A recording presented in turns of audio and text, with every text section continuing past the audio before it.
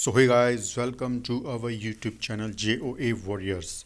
So first of all, wish you all happy and safe Diwali.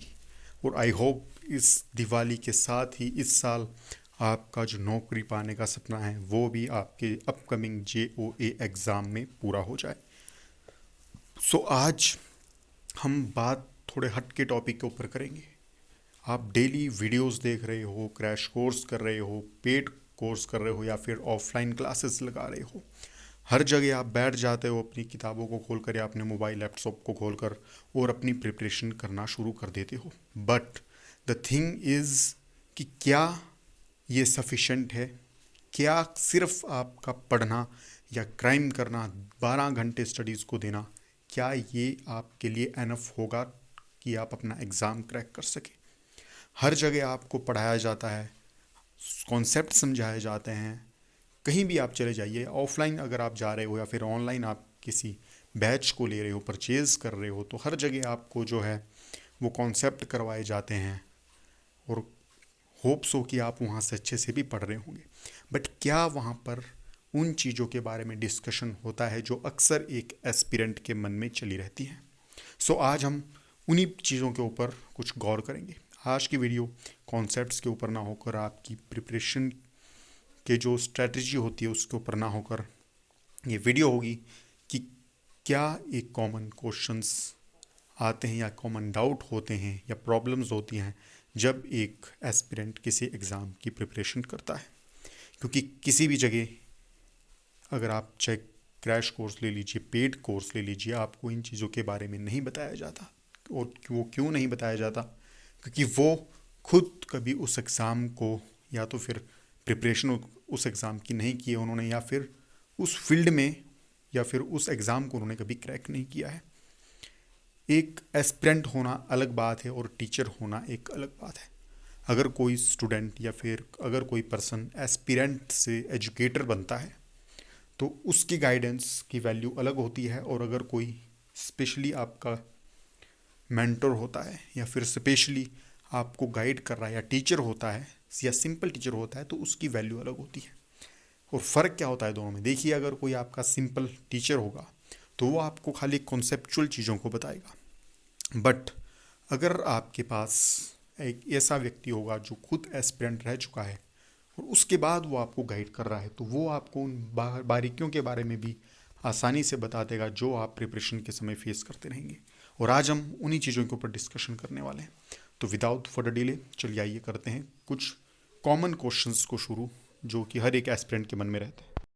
सो सबसे बड़ा question जो है वो एस्पिरेंट्स के मन में, या फर्स्ट क्वेश्चन एस्पिरेंट के मन में ये आता है कि क्या हम इस बार क्रैक कर पाएंगे या नहीं। तो फर्स्ट सबसे बड़ी दुविधा एस्पिरेंट के मन में प्रिपरेशन के दौरान यही आती है। और इसका सिंपल सा जवाब है कि हाँ, अगर आपके मन में डेडिकेशन है, अगर आप पूरे तरीके से डेडिकेटेड हो एग्ज़ाम के लिए।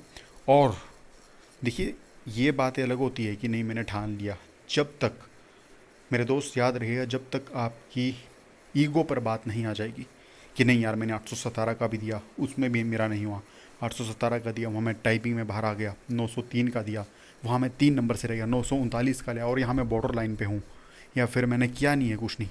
तो जब तक आपकी भाई ईगो पे बात नहीं आ जाएगी, इस चीज़ को अपनी ईगो पे ले लीजिए।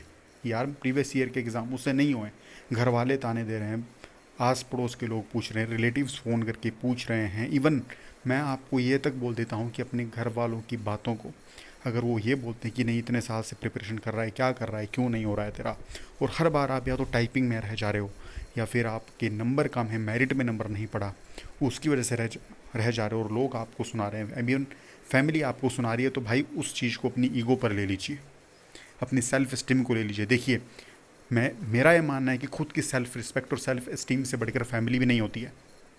ठीक है, तो उस चीज़ को अपनी ईगो पे लीजिए। प्रीवियस ईयर के एग्ज़ाम मेरे नहीं हुए तो उस बारे मुझे करना है, ये साल मेरे लिए लास्ट साल है। एक जहाँ अपना स्टडी टेबल है आपका, जहाँ पर आप स्टडी करने के लिए बैठते हो, एक कॉर्नर पकड़िए सबसे पहले रूम में। सबसे पहले आपको ये देखना चाहिए कि आपको पढ़ाई करने के लिए माहौल कैसे तैयार करना है। ठीक है, तो आप अपना एक सेपरेट रूम ले लीजिए। अगर किसी के पास सेपरेट रूम नहीं है तो किसी रूम का एक कॉर्नर पकड़िए। देखिए, अगर आप तैयारी कर रहे हो, किसी एग्ज़ाम की प्रिपरेशन कर रहे हो, तो आपके लिए सबसे बड़ी चीज़ क्या होगी, वहाँ पर उसके लायक एनवायरनमेंट क्रिएट करना। क्यों? क्योंकि कॉन्सेप्ट्स और जितने भी आपके क्लासेस आप लगा रहे हो वो आपके दिमाग में तभी स्ट्रक करेंगी या फिर आपके दिमाग में तभी बैठेंगी जब आपका एनवायरनमेंट हो पढ़ने वाला। कई लोग होते हैं जो सड़क पर बैठकर भी एग्ज़ाम क्रैक कर लेते हैं। यूपीएससी का इंटरव्यू सुनने को मिलता है तो उसमें बोलते हैं कि टायर पंचर के दिन में टायर पंचर का काम करता था और रात को बैठ के पढ़ता था और वहाँ पे एग्ज़ाम क्रैक किया करता था। क्यों? Just because of environment. जब आप किसी रूम में बैठ रहे हो तो उस रूम का एक कॉर्नर पकड़िए, उस कॉर्नर के पास एक टेबल लगाइए, चेयर लगाइए, सूटेबल होना चाहिए आपके अकॉर्डिंग। पर मैं हमेशा प्रेफर करूँगा चेयर और टेबल लगाइए और सामने एक वॉल पर एक बड़ा चार्ट, वाइट कलर का चार्ट फिक्स कर दीजिए। वाइट कलर का चार्ट होता है उसे जो है वो चिपका दीजिए और उस चार्ट के ऊपर आपको कुछ लिखना नहीं है। एक ब्लैंक पेपर या अपने रजिस्टर का पैकेट लीजिए और उसका क्या कीजिए कि उसके टुकड़े कर लीजिए, स्क्वायर में उसको काटिए। एक पेज में से आपके कम से कम 10 से 15 पीस निकल जाने चाहिए। स्क्वायर नोट टाइप में, जैसे कि नोट होता है, नोट कैसे काटते हैं हम, छोटे छोटे टुकड़ों में उसे काट लीजिए, सीजर से उसके नोट्स टाइप बना लीजिए। एक छोटी नोट पैड कैसी होती है उस टाइप की नोट पैड बना लीजिए और उन 15 से 20 से 30 पेजेस को जो है अपने डेस्क पर रख लीजिए और सबसे पहला पेज उठाइए और उसके ऊपर बोर्ड लेटर में लिखिए JOA 965 और एक नीचे उसके नीचे रखिए कि 100 नंबर का पेपर है तो मेरा टारगेट क्या है, मेरा टारगेट है कि 80 नंबर मुझे लेकर आने ही आने हैं। ये अब उसके नीचे लिख दीजिए और बोर्ड लेटर में इनको लिखिए और उस वाइट पेपर के ऊपर जब आप सिटिंग चेयर पर बैठ रहे हो तो अपनी आईज़ के बिल्कुल स्ट्रेट उसको चिपका दीजिए उस वाइट पेपर के ऊपर। क्यों? ये क्यों ज़रूरी है? ताकि जब भी आप अपने स्टडी टेबल पर पढ़ने बैठो तो आपका फोकस वहाँ जाए। और मेरे दोस्त, मैं एक चीज़ आपको लिख कर दे देता हूँ, गारंटी दे देता हूँ कि मोटिवेशन हमेशा आउटसाइड इन नहीं होता है, मोटिवेशन हमेशा इनसाइड आउट होता है। आप मेरी वीडियो को अभी देख रहे हो सकता है आप 2 मिनट तक ही मोटिवेटेड रहो उससे, या कई लोग होता है कि वीडियो पूरी भी नहीं देखते हैं, बीच में से स्किप कर देते हैं या फिर टाइम ड्यूरेशन में डाल देते हैं। आप क्या करते हो, संदीप महेश्वरी की फ़ोटो मोटिवेशन वीडियो देख लेते हो, आप क्या करते हो कि सोनू शर्मा की मोटिवेशन वीडियो देख लेते हो, ठीक है, शॉर्ट्स वीडियो देख लेते हो। उससे क्या होता है कि उससे आधे घंटे तक मोटिवेशन रहेगा। याद रखिए, जब तक आपके खुद के अंदर से ज़ील आपकी नहीं बोलेगी ना कि ब्रो मुझे क्रैक करना है, तब तक आपका एग्ज़ाम क्रैक नहीं होगा। और ये जो मैं आपको ट्रिक बता रहा हूँ कि आपने पोस्ट कोड का नाम लिखना है 965 और उसके नीचे आपने क्या लिखना है, उसके नीचे आपने लिखना है कि 85 आउट ऑफ 100 या 80 आउट ऑफ 100 और उसे चिपका देना है। जब आप उसे दिन में 5 से 6 बार उसे देखोगे ना तो आपके सबकॉन्शियस माइंड या में वो चीज़ें बैठ जाएंगी और फिर आप देखना कि आपके साथ क्या होता है। जब आप एग्ज़ाम की प्रिपरेशन कर रहे होंगे और उस चीज़ को आप बार बार देख रहे होंगे तो उससे क्या होगा कि वो चीज़ आपके दिमाग में बैठ जाएगी और वो मोटिवेशन फिर आपको अंदर से आएगा ना, वो होता है सुप्रीम मोटिवेशन और इनफाइनाइट मोटिवेशन। उसके आगे मैं भी फेल हूँ, संदीप महेश्वरी भी फेल है, इवन मैं खुद को उनसे कंपैरिजन नहीं करता हूँ क्योंकि यार वो बहुत बड़ी हस्ती है। बट इसलिए मैं आपको बोल रहा हूँ कि फर्स्ट काम ये कीजिए, ठीक है। नेक्स्ट काम क्या कीजिए आप, नेक्स्ट काम आप कीजिए कि कई लोग होते हैं कि यार एग्ज़ाम नोट्स बना लिए हैं, पर क्या कर रहे हैं, नोट्स बना लिए हैं बट हो क्या रहा है कि कई चीज़ें हैं वो उन्हें याद नहीं रह रही हैं। तो क्या कीजिए, मैंने आपको दोबारा बोला था कि वो जो चार्ट का पेपर है और वो जो आपने स्टिक नोट्स बनाए हैं, छोटे छोटे कट में किए हैं, आपने कट पीस किए हैं, उनके ऊपर आप उन वैल्यूज़ को लिखिए जो आपको याद नहीं हो रही हैं। सपोज़ कीजिए आपको H1 से लेके H6 तक हेडिंग्स तक की वैल्यू आपको याद नहीं हो रही है, तो उसके ऊपर उस वैल्यू को लिखिए, उस पेज के ऊपर उन 6 की 6 वैल्यूज़ को लिखिए, ठीक है जी, EM में भी और पिक्सल में भी, और उसे चिपका दीजिए अपने चार्ट पर, ठीक है जी।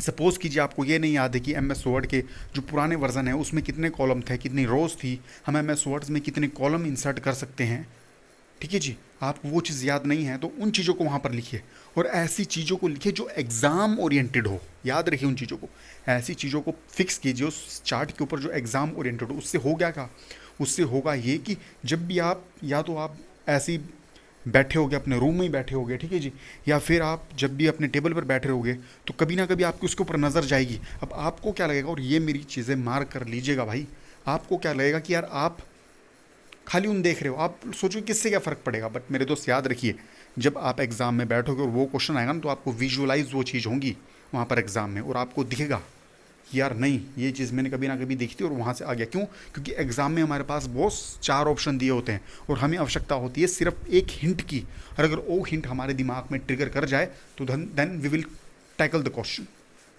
सबसे बड़ी बात होती है। तो उन पॉइंट्स को क्या है, उस चार्ट्स के ऊपर लिखना नहीं है, चिपकाना है उन नोट्स के थ्रू, उन छोटे छोटे नोट्स के टुकड़ों के थ्रू उनको चिपका दीजिए वहाँ पर। ठीक है, जितने भी आपके इंपॉर्टेंस पॉइंट्स होते हैं उनको चिपका दीजिए। और चिपकाने का सिर्फ किसके हैं, आपने चिपकाने सिर्फ कंप्यूटर के हैं, जीके के चिपकाने मत बैठ जाना। क्यों? क्योंकि जीके आपकी 30 नंबर की आएगी ब्रो, जिसमें से कि अगर कोई प्रीवियस काफ़ी दिनों से तैयारी कर रहा है तो 15 नंबर तो मरे से मरा खींच लेगा वहाँ पे। और अपना हमेशा फोकस क्या रखिए, फोकस अगर आपका 80 नंबर का है तो फोकस ये रखिए कि भाई जीके के ऊपर कम कॉन्सेंट्रेट कीजिए और कंप्यूटर के ऊपर ज़्यादा कीजिए। क्यों? क्योंकि कंप्यूटर का सिलेबस आपका लिमिटेड है। ठीक है ना? और क्या करना है आपने, और क्या करना है, जैसे कि आपका ग्रे कोड से कन्वर्जन आता है, बाइनरी से डेसिमल का कन्वर्जन आता है, वो सबसे बड़ा डिफरेंट होता है और वो सबसे बड़ा कन्फ्यूजन होता है। ठीक है जी, वंस कॉम्प्लीमेंट निकालना, टूज कॉम्प्लीमेंट निकालना, नेगेटिव का कॉम्प्लीमेंट निकालना, पॉजिटिव का कॉम्प्लीमेंट निकालना, तो उनके फॉर्मूलाज को विद एग्जाम्पल वहाँ पर चिपकाइए, ताकि जब कभी भी आप रूम में से क्रॉस हो, उस वॉल की तरफ से क्रॉस हो, तो आपका ध्यान वहाँ पर जाए। इससे बड़ा मोटिवेशन आपके लिए कोई नहीं हो सकता लाइफ में।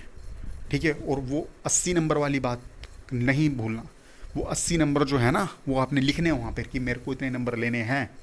क्योंकि जब आप 1000 बार तक उसे देख लोगे ना, आपका दिमाग आपको फोर्स कर लेगा चीज़ों को करने के लिए।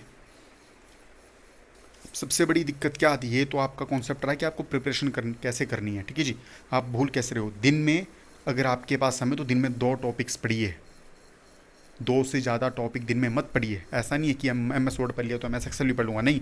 एम एस वर्ड पढ़ लिया तो उस सारे टॉपिक को इतना रिवाइज़ कीजिए कि आपको नेक्स्ट टाइम उसे रिविजन की आवश्यकता पड़े ही नहीं।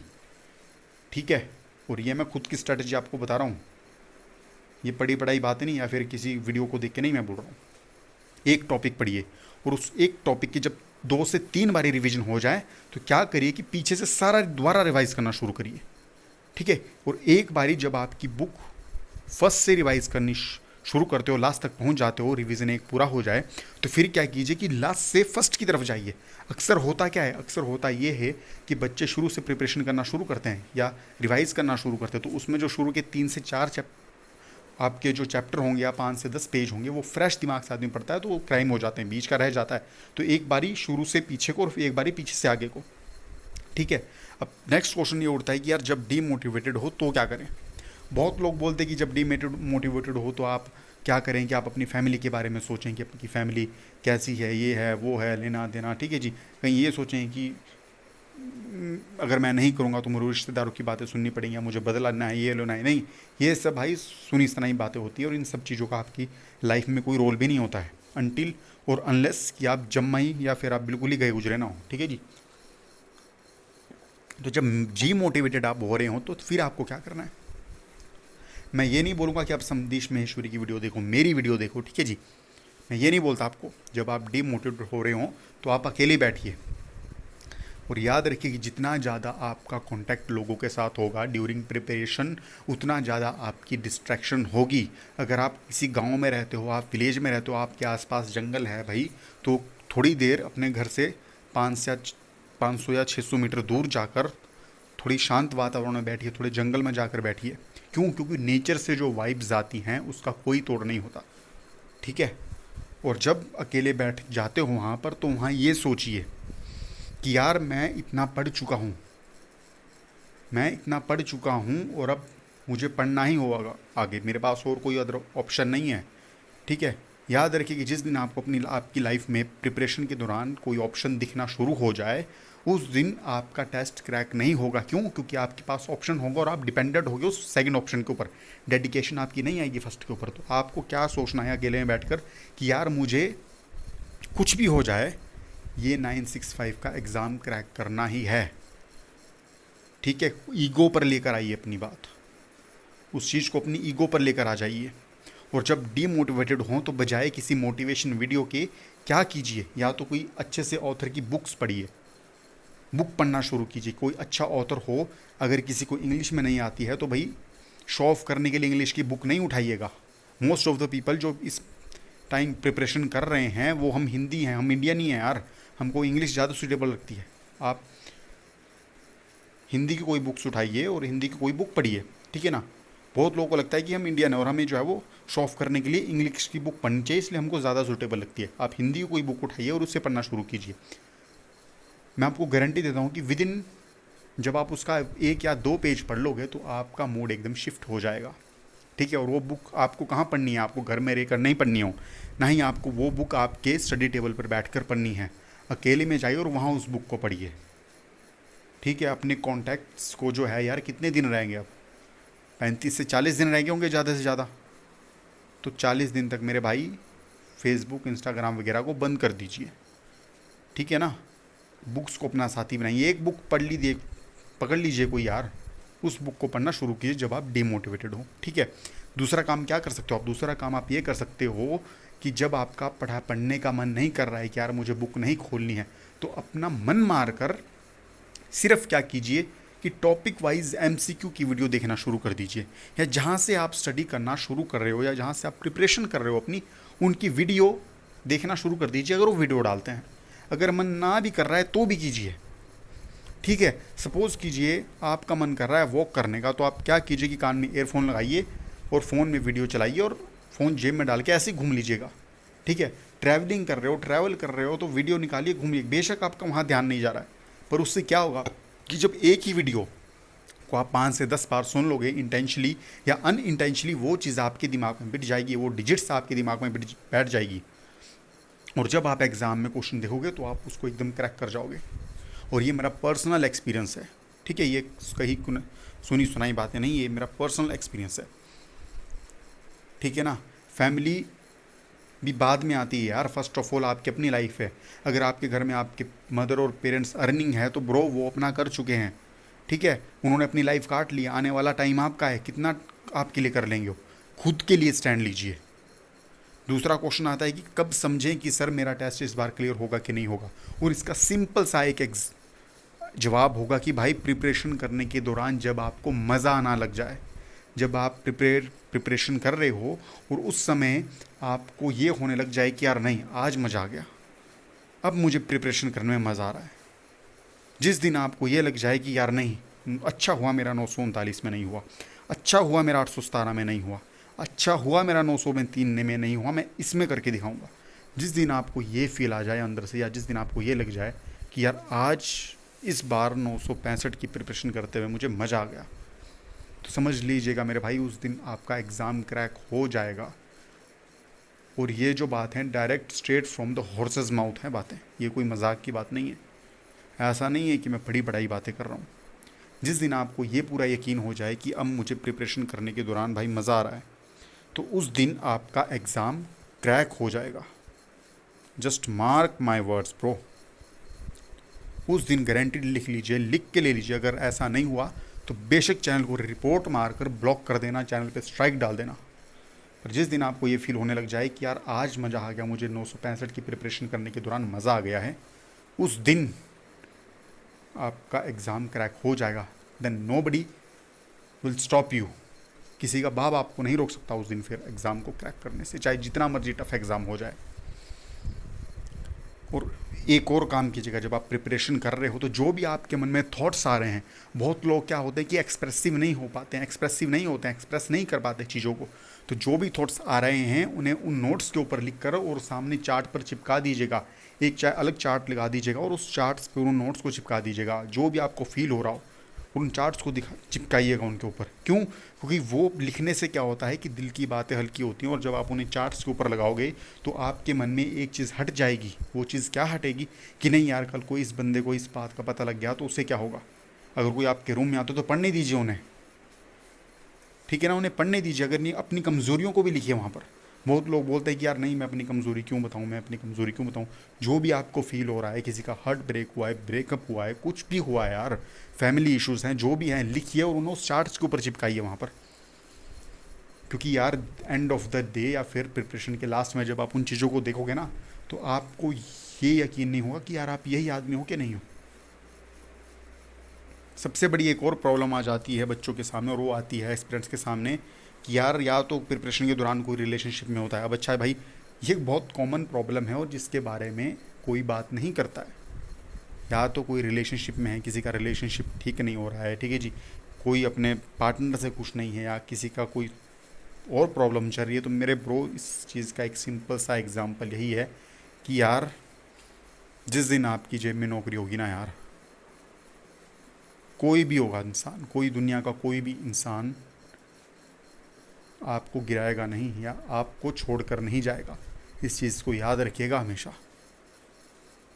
और ये बात मेरी खुद की आजमाई हुई है, ठीक है ना। जिस दिन आपका रिटर्न का एग्ज़ाम आ गया ना और आपको टाइपिंग के लिए कॉल आ गई और आपने एक हल्का सा स्टेटस इंस्टाग्राम की स्टोरी पे या कहीं पे लगा दिया, उस दिन आप देखना कि कितने रिप्लाईज आपको वापस आएंगे। अगर कोई छोड़ के जा रहा है तो जाने दो यार, जस्ट लीव इट। कोई नहीं मरता है किसी के बिना, ठीक है ना। इस लाइफ में कोई किसी के लिए नहीं मरता है, आपको खुद के लिए करना है। जिस दिन आपको खुद की वैल्यू होगी ना, जिस दिन आपने खुद को ऊपर रख लिया, उस दिन दुनिया आपको अपनी आंखों पे रखेगी। तो ये चीज़ मेरी बात याद रखना कि यार अगर कोई रिलेशनशिप में है या फिर किसी को पार्टनर की तरफ से कोई चीट हो रहा है या कुछ हो रहा है और आपके माइंड में प्रिपरेशन के दौरान ये सब चीज़ें चल रही हैं, तो इन चीज़ों को हटा दीजिए यार। क्यों? क्योंकि जिस दिन आप सक्सेसफुल होगे ना लाइफ में, उस दिन वही पर्सन आपके पीछे भागते भागते आएंगे और उस दिन मेरी बात या नोट करके लिख लीजिएगा, आप उन्हें ब्लॉक करोगे उस दिन। क्यों? क्योंकि ये सिर्फ कुछ महीनों तक के लिए बातें होती हैं, अट्रैक्शन वगैरह है कुछ महीनों के लिए होता है। और एक चीज़ याद रखिए, जिस पर्टिकुलर दिन आपने अपनी लाइफ में कुछ प्रोडक्टिव कर लिया, उस दिन आपके लिए ब्रेकअप से जो आपको हर्ट फील हुआ है वो फील भी नहीं होगा। याद रखिए इस चीज़ को, खुद को बिजी कर दीजिए चीज़ों में, ठीक है। नेक्स्ट क्वेश्चन हमारे लिए ये आता है, जो बहुत सारे बच्चे पूछते हैं कि सर अब पढ़ने का मन नहीं कर रहा है तो क्या करें। कि सर आज मेरा पढ़ने का मन नहीं कर रहा है, आज मैं कंटिन्यू एक हफ्ते से पढ़ रहा हूँ, मेरा पढ़ने का मन नहीं कर रहा है, मैं क्या करूँ। तो भाई अगर आपका बुक खोलने का मन नहीं कर रहा है तो मैं वही बोलूँगा आपको कि टॉपिक से रिलेटेड एमसीक्यू की कोई वीडियो देख लीजिए, ठीक है। सपोज कीजिए आप पूरे दिन आप आज संडे और आपका मन नहीं कर रहा है आज पढ़ने का, यार मैंने बुक नहीं खोली, मुझे आउटिंग चाहिए कुछ।